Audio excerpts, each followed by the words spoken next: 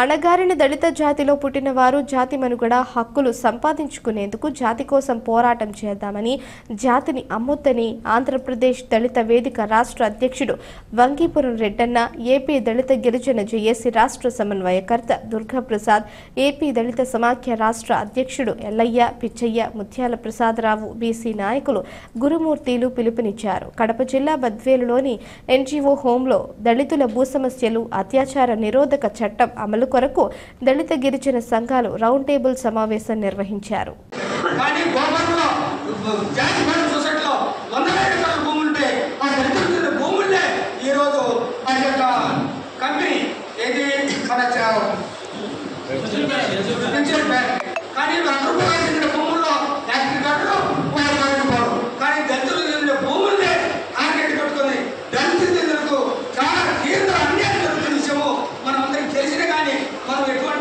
ఉద్యమం చేయలేదు. ఇప్పటికైనా మేల్కొని మనం ఉద్యమం చేసిన తప్ప మనం ఎటువంటి మనకు న్యాయం జరిగింది నటించడం. కానీ బడ్జెట్ ఎమ్మెల్యేలు 2009 జరిగిన ఎమ్మెల్యేలు ఎటువంటి దళితుల అభివృద్ధి కోసం పోరాడలే. కమలం అయితేనేమి, జయరాజు అయితేనేమి, వ్యవసాయం అయితేనేమి, ప్రస్తుతం ఎమ్మెల్యే సుధాకర్ అయితేనేమి ఎప్పుడు కూడా అక్కడ కూడా చెప్పిన మాటలు పనులు చేస్తూ మనకు తీర నాణ్యం చేసి విషయం అందరికీ తెలిసిందే. కానీ మనం ఏం చూస్తున్నాము కానీ మనం ఏం చేయాలి. కానీ బడ్జెట్లో ఇంకో విషయం గుర్తు చూడగలం. బడ్జెట్లో 53 లక్షలతో అంబేద్కర్ భవనం కట్టించారు. కానీ ఆ అక్కడ కట్టించిన విషయము అందరికీ తెలిసిందే.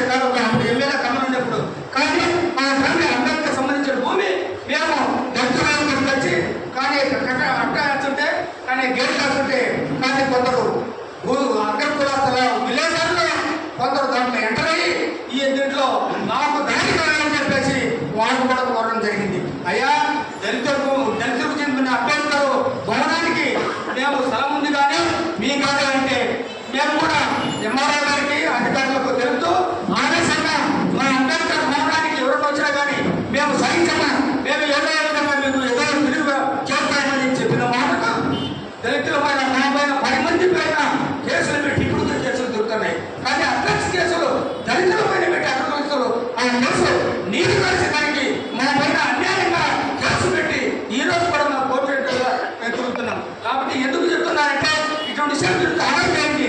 మనమంతా ఐక్యంగా ఉంటే తప్ప మన సమస్యలు సాధన తీసుకోవాలి లేదు. ముఖ్యంగా సంస్కృతిలో వేరే రకాల పంచ భూములు ఉంటే ఆ భూములు అక్కడ కొలుస్తున్న ఇక్కడ రాదు. ఎక్కడి నుంచో రంగారెడ్డి జిల్లా, హైదరాబాద్ నుంచి వచ్చి ఆ భూములు ప్రజలుంటే అక్కడ చెందిన